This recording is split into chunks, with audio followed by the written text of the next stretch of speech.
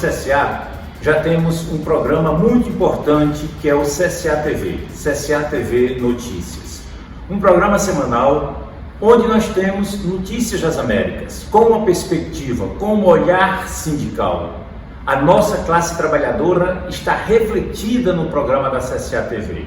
Esse programa nós já temos há algum tempo em espanhol e é com enorme prazer que anunciamos que a partir de hoje esse programa também será em português. O mesmo programa que nós temos para as Américas, teremos aqui no Brasil em português. É uma oportunidade que todos os sindicatos aqui do país, que toda a classe trabalhadora, que a população em geral possa ter acesso a notícias produzidas pelo movimento sindical, repercutidas pelo movimento sindical, com credibilidade, com confiança e com sentido de classe, em defesa da democracia, em defesa dos direitos, em defesa dos trabalhadores. Estamos muito contentes em lançar esse programa em português. Nós queremos que todos os sindicatos ponham o programa, solicitamos que todos os sindicatos ponham o programa na sua imprensa, nas suas páginas, nos seus canais. Mas quero aqui fazer um agradecimento muito especial aos companheiros e companheiras da TVT, que também divulga o nosso programa e colocou o programa da CSA TV Notícias na sua grade programática. Sejam bem-vindos e bem-vindas à CSA TV em português. Bem-vindos e bem-vindas à CSA TV, nosso canal de notícias das Américas em português. Seguem agora os destaques da semana. Das violações aos direitos trabalhistas, as demissões sem justa causa representam 72% das mais citadas pelas organizações sindicais no relatório Impacto do Covid-19 nos Direitos Trabalhistas nas Américas, apresentado pela CSA. 1 em cada 1.000 pessoas morreu de coronavírus no Peru, o país com a maior taxa de mortalidade do mundo nesta pandemia. No Brasil, somente em setembro, foram identificados 164 focos de incêndio em terras indígenas na região do Pantanal. Na Costa Rica, onda de protestos sociais levou o governo a desistir, de acordo com o FMI. 34 milhões de empregos foram perdidos na América Latina e Caribe, segundo o relatório da OIT. A OIT alertou a necessidade de adotar estratégias imediatas para enfrentar a crise no mundo do trabalho provocada pela Covid-19, que causou a perda de pelo menos 34 milhões de empregos e que pode gerar uma ampliação das desigualdades na América Latina e Caribe. Essa informação faz parte da segunda edição do relatório Panorama Laboral em Tempos de Covid-19, Impactos no Mercado de Trabalho e na Renda na América Latina e Caribe, onde alerta para a drástica contração no emprego, horas trabalhadas e na renda. O relatório foi elaborado com informações coletadas em 9 países que representam mais de 80% da força de trabalho na região, totalizando cerca de 320 milhões de pessoas. A América Latina e Caribe são as regiões com a maior redução da jornada de trabalho no mundo, com redução estimada em cerca de 20,9% para os 3 primeiros trimestres de 2020. Esse número é quase o dobro da estimativa global de 11,7%. A renda dos trabalhadores diminuiu 19,3%, bem acima da taxa mundial de 10,7%. Como a renda representa 70% a 90% da renda familiar total, essas reduções significaram grandes perdas para milhões de famílias, com impactos nos níveis de pobreza, observou o relatório. Os trabalhadores mais afetados pela crise encontram-se nas camadas mais pobres da população, com empregos informais ou em situações de vulnerabilidade, sendo as mulheres e os jovens menores de 24 anos especialmente ainda mais afetados. No entanto, a partir do terceiro trimestre de 2020, os níveis de atividade econômica melhoraram um pouco, com uma recuperação incipiente do emprego e o retorno de alguns trabalhadores ao mercado de trabalho. Um dos maiores fabricantes de luvas do mundo deverá indenizar trabalhadores por abusos trabalhistas.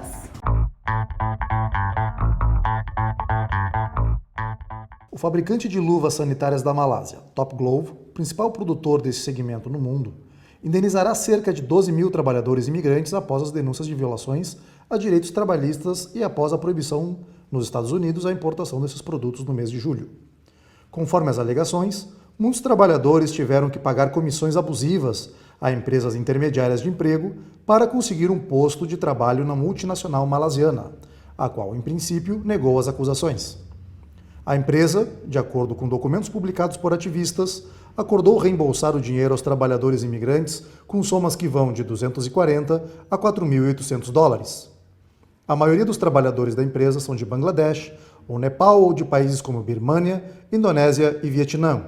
O pagamento será feito no decorrer deste ano até julho de 2021, algo visto pelos ativistas como uma injustiça, pelo fato dos trabalhadores imigrantes terem desembolsado o pagamento aos intermediários de uma só vez. Com 40 fábricas na Malásia, 4 na Tailândia e uma na China, a multinacional é a maior produtora de luvas médicas com mais de 80 milhões de peças ao ano e emprega um total de 20 mil pessoas. Uma em cada 1.000 pessoas morreu por coronavírus no Peru, o país com a maior taxa de mortalidade do mundo nesta pandemia.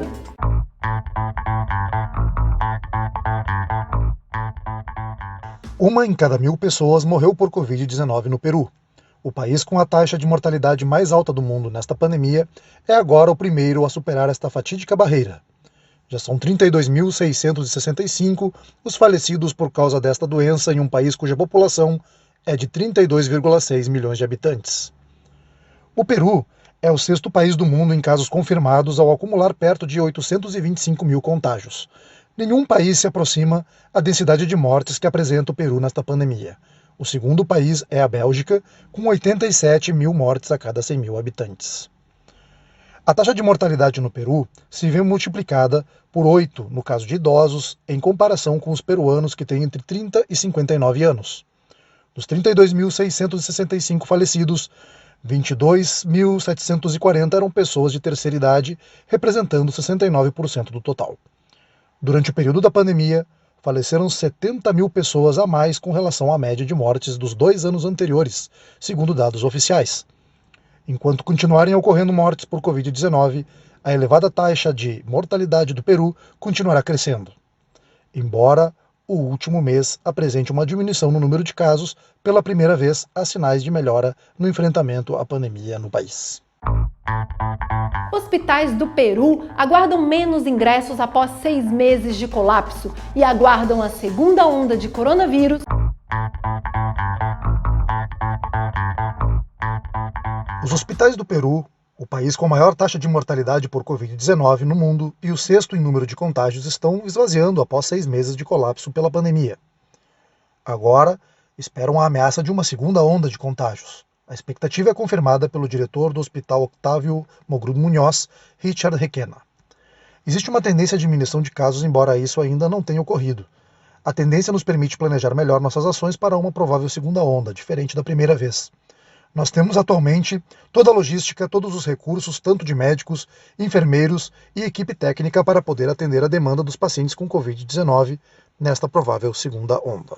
Atualmente, existem 7 mil pacientes hospitalizados, a metade dos que havia no dia 2 de agosto, quando a pandemia alcançou seu ponto mais alto, com mais de 14 mil leitos ocupados.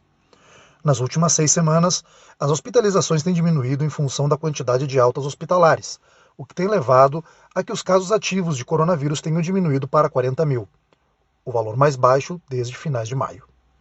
Parece ser uma luz no final de um longo e escuro túnel para um país onde 1 a cada 1.000 habitantes faleceu por Covid-19. Uma média única no mundo, com 32.665 mortos, num total de 828 mil casos. Embora a situação seja alentadora, tudo poderá mudar, caso as expectativas do governo forem confirmadas. Espera-se uma segunda onda de contágios para final de outubro ou início de novembro, decorrente da reativação econômica que inclui o reinício dos voos internacionais. Na Costa Rica, onda de protestos sociais levou o governo a desistir de acordo com o FMI.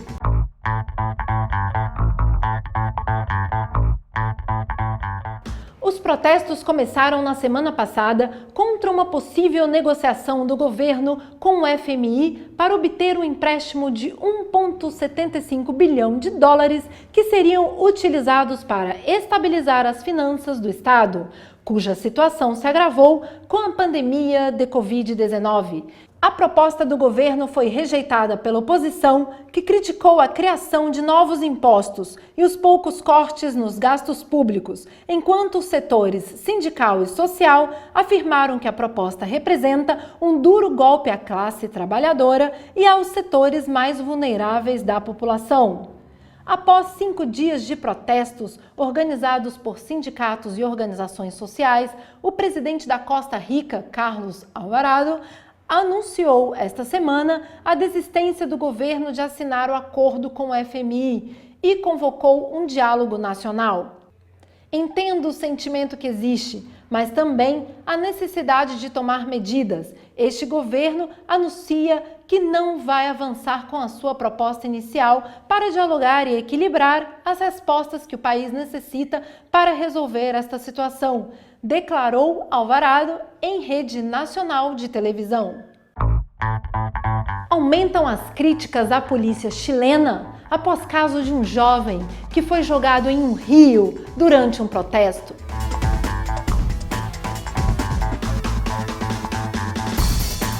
A queda de um manifestante no canal de um rio empurrado pela polícia durante um protesto na noite de sexta-feira, 2 de outubro, comoveu o Chile. O Instituto Nacional de Direitos Humanos garantiu que o jovem se encontra estável e solicitou aos policiais o esclarecimento dos fatos. Imagens registradas por um canal de televisão mostram como o jovem é jogado de uma ponte pelas mãos de um policial durante uma manifestação que ocorreu na Praça Itália. A instituição policial desmentiu as imagens e reconheceu a participação de um policial, que já está claramente identificado. Segundo o general Henrique Monra, as imagens registradas pelas câmeras de vídeo serão consultadas. Esse episódio reacendeu as críticas contra as autoridades policiais que, desde o começo da convulsão social em outubro de 2019, tem sido fortemente questionada por suas atuações no movimento de reprimir as manifestações. As provas dos fatos foram obtidas por um grupo da oposição que vai solicitar uma vez mais a renúncia do questionado diretor-geral das polícias, Mário Rosas, que também tem sido alvo de críticas nas redes sociais. O Chile vive uma grande crise social que começou em 2019 como um protesto contra o aumento das tarifas do metrô e se transformou em uma revolta por um modelo econômico mais justo. A prefeita de Bogotá, Cláudia Lopes, afirmou que os protestos, que mataram cerca de 13 pessoas, não foram organizados por nenhum grupo ilegal.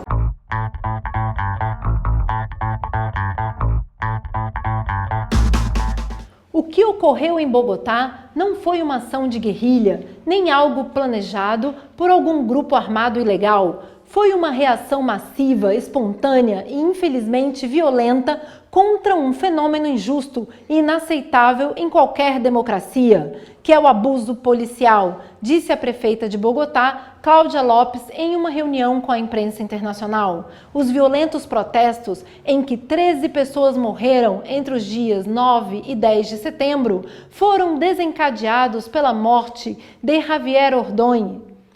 Ele foi assassinado por disparos elétricos de taser, armamento considerado menos letal, durante uma abordagem em Bogotá na madrugada de 9 de setembro.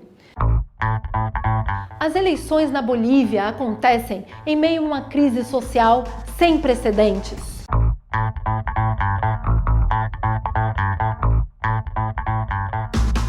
Nas vésperas das eleições que ocorrerão na Bolívia o próximo dia 18 de outubro, ressurge um problema que a pandemia de Covid-19 tem deixado em evidência. Uma crise econômica sem precedentes. O desemprego é, sem dúvida, a maior preocupação para aqueles que, diante do impacto da pandemia, perderam seus empregos e hoje se veem obrigados a trabalhar em qualquer condição. Assim é o caso de Alexandra, uma boliviana que trabalha limpando casas e ganhava $120 por mês. Hoje, ela sobrevive vendendo gelatinas e refrigerantes. e não chega a ganhar $10 por dia. Faça o que for, seja lavar roupa, limpar casas ou o que apareça, a questão é ganhar dinheiro. A economia boliviana caiu 7,9% de janeiro a julho e o desemprego subiu 11,8%, de acordo com o Instituto Nacional de Estatística do país. Uma cifra alarmante, se considerarmos o dado do ano passado de 4,8%. Diante dessa situação, Rodrigo Antesana criou um novo tipo de empreendimento. Cola avisos de emprego nas cercas perto de uma construção. No lugar, as pessoas podem ver as ofertas e pagam a este jovem de 22 anos menos de $1 pelo contato. Antesana afirma que diariamente pode reintegrar a pelo menos 20 pessoas em novos trabalhos. Eu ajudo a conseguir um emprego a pessoas muito necessitadas, que têm filhos, que estão nas ruas. Tenho conhecido muita gente nessa situação de pandemia, que por não ter para o aluguel de sua habitação ou apartamento tem ido morar na rua. Embora no meio da crise, tem se destinado fundos econômicos para preservar empregos e estes não têm sido suficientes para amortecer o impacto da pandemia. As eleições na Bolívia chegam em um contexto social onde a crise econômica pesa ainda mais que o vírus. Voltando para a Bolívia, o debate presidencial aconteceu neste domingo sem os seus dois principais candidatos. Essa e outras notícias no próximo bloco.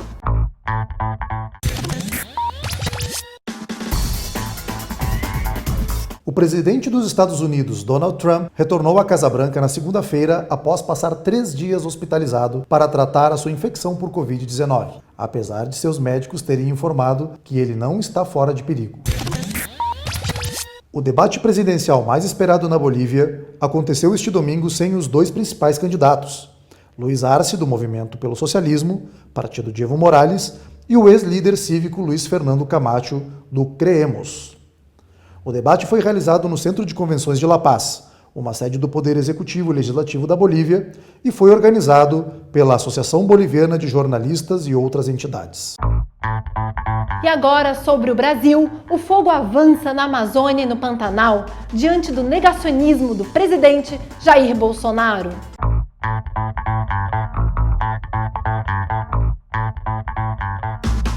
Os incêndios na Amazônia e no Pantanal avançaram fortemente nos primeiros 9 meses de 2020, enquanto o presidente do Brasil, Jair Bolsonaro, insiste em acusar as ONGs e os próprios indígenas pelos crimes ambientais. Os focos de incêndio no Pantanal, compartilhado pelo Brasil, com Paraguai e Bolívia, triplicaram entre janeiro e setembro deste ano, o que significa um aumento de 200% ao passar de 6.055 a 18.260. De acordo com os dados consolidados pelo Instituto Nacional de Investigações Espaciais, os incêndios no Pantanal, ecossistema que foi declarado Patrimônio da Humanidade pela ONU e que conta com uma superfície equivalente à soma da Bélgica, Suíça, Portugal e Holanda, foram os maiores desde 1998, quando começaram a ser analisados os dados.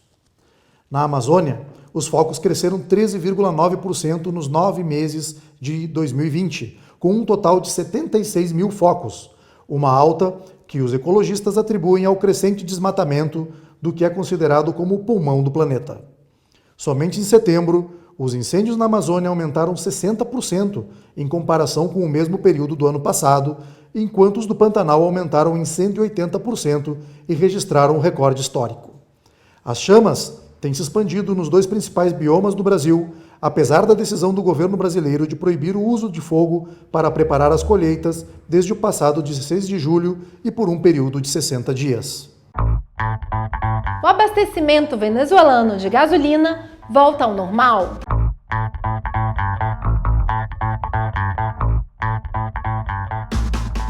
O abastecimento de gasolina na Venezuela voltou à normalidade nesta segunda-feira. O ambiente nos postos de gasolina é calma, os motoristas chegam de maneira fluida, inclusive em locais onde a gasolina é vendida a um preço subsidiado, onde é permitido abastecer até 120 litros de gasolina por mês, ou aqueles que vendem gasolina a 50 centavos de dólar por litro. Os chamados postos de preço internacional ficam situados nas grandes cidades e foram estabelecidos no último mês de maio. Luiz Cantilho é um dos venezuelanos que saíram de casa para abastecer. Na coluna de hoje, recebemos Vitor Baes, secretário-geral adjunto da Confederação Sindical Internacional pelo Dia Mundial do Trabalho Decente.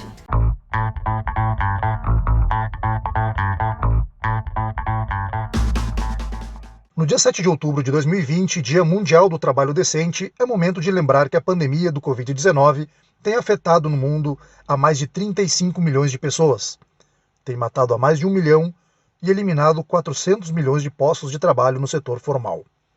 A pandemia tem afetado os meios de subsistência de centenas de milhões de trabalhadores e trabalhadoras no setor informal. Por isso, a Confederação Sindical Internacional, CSI, acredita que a única opção para sair dessa situação é a formulação de um novo contrato social, onde seja possível a recuperação e a resiliência. A pandemia acentuou as injustiças de um mundo cada vez mais desigual, estimulado pelas políticas neoliberais. Por isso, a única saída é a de um novo contrato social democrático e inclusivo. A pandemia aumentou o assédio a meninas nas redes na América Latina, segundo a ONG Plan International.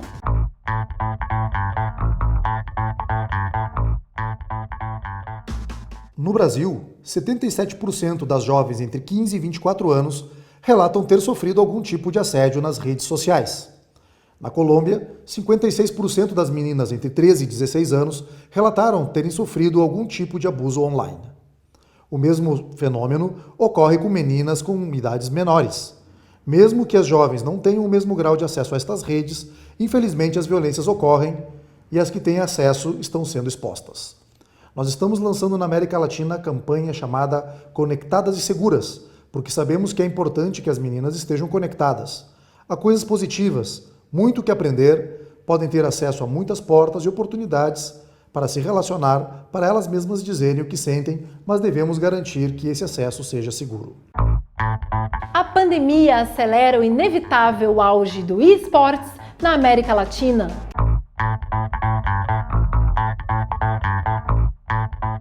O ano de 2020 tem sido, sem dúvidas, um mau ano para todos os setores, com exceção dos e-sports, cujo inevitável auge foi acelerado pelo crescimento das audiências de streaming na América Latina, enquanto bares, restaurantes, estádios e outros tipos de entretenimento público fechavam suas portas.